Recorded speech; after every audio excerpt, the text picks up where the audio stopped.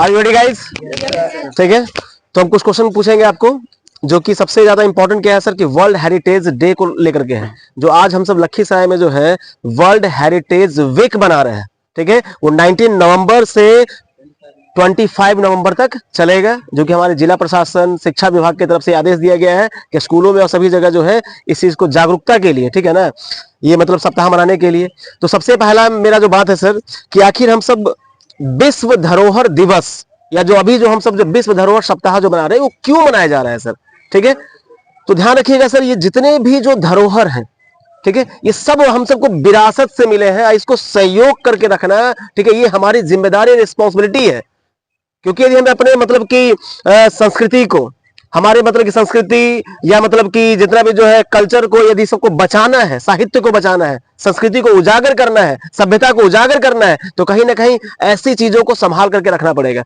और इससे दूसरी बात क्या है सर, इससे बहुत सारी चीजों को सीखने को भी मिलता है। जब हम सब जाते हैं कहीं पे भी, जैसे मान लीजिए कि यदि आप हड़प्पन सिविलाइजेशन में जाते हो, ठीक है, वहां पे देखने के लिए जाते हो, तो आप ये भी फील कर पाओगे कि आज से 5000 साल पुरानी सभ्यता जो थी वो कितनी विकसित सभ्यता थी। ठीक है, आप जैसे कि एलोरा की गुफा, अजंता की गुफा या कोई भी उस टाइप के टेम्पल जो देखते हो, जो आज से मान लो कि 1000-2000 साल पुराना है, लेकिन उसको भी देख करके आप ये आकलन करते हो कि ऐसी मूर्ति कला तो आज भी मौजूद नहीं है। समझ गए? तो ये सब कहानी है। तो ये सब चीज को संरक्षित रखना भी बहुत ज्यादा जरूरी है सर, ठीक है, क्योंकि इससे हम सबको बहुत सारी जानकारियां मिलती है। तो अब यहाँ पे जो है हमसे आपसे कुछ क्वेश्चन करेंगे, उसको ध्यान में रखिएगा। सबसे पहले हमको ये बताइए कि विश्व धरोहर दिवस कब मनाया जाता है? 1983 18 अप्रैल को। लेकिन यहाँ पे जो है वो 19 अप्रैल से, ठीक है, 19 नवंबर से 25 नवंबर तक एक सप्ताह के रूप में मनाया जा रहा है। ठीक है, उसका बताइए सेकंड थिंग्स जो है कि विश्व धरोहर को संभाल के रखने का जो कार्य करता है वो कौन सी संस्था करती है? यूनेस्को करती है। Very good. क्या आप बता सकते हो कि यूनेस्को का फुल फॉर्म क्या होता है sir? United nation education scientific, उसके बाद कल्चर ऑर्गेनाइजेशन। हाँ, कल्चर्स ऑर्गेनाइजेशंस। Very good. उसके बाद हम सेकंड थिंग्स में बात करते हैं सर कि आप बताइए कि हमारे पूरे भारत में, ठीक है, पूरे ऑल ओवर इंडिया में कितने वर्ल्ड हेरिटेज है? 43 वर्ल्ड हेरिटेज है, जिसमें आपको बता सकते हैं कि कितने सर जो है वो कल्चरल वर्ल्ड हेरिटेज है? 35 and the natural world heritage 7। Very good. और नेक्स्ट में कितने आते हैं? 1 आते हैं सर। यदि हम आपको बिहार की बात करें तो बताइए कि बिहार में कौन सा ऐसा स्थल है जिसको विश्व धरोहर के नाम से घोषित किया गया है?